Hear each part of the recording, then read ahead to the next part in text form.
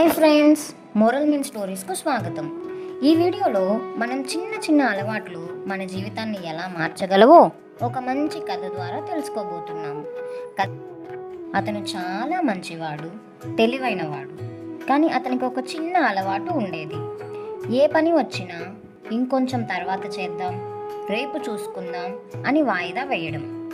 ఒకరోజు రాము వాళ్ళ బామ్మ అతనిని పిలిచి ఇలా చెప్పింది.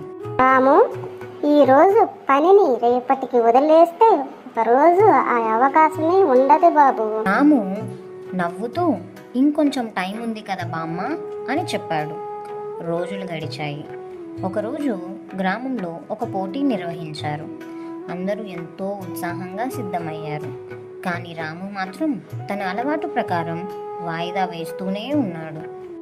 అప్పుడు రాముకి తన బామ్మ చెప్పిన మాటలు గుర్తొచ్చాయి. ఈరోజు పనిని రేపటికి వదిలేస్తే అవకాశం పోతుంది అని. రాము తన తప్పును అర్థం చేసుకున్నాడు. నేను ముందుగానే ప్రయత్నించి ఉంటే నేను గెలిచేవాడిని అని బాధపడ్డాడు. ఆ రోజు నుండి రాము తన అలవాటును మార్చుకున్నాడు. ఏ పనినైనా వెంటనే చేయడం ప్రారంభించాడు. కొన్ని రోజుల తర్వాత మరో పోటీ వచ్చింది. ఈసారి రాము ముందుగానే సిద్ధమయ్యాడు మరియు విజయం సాధించాడు.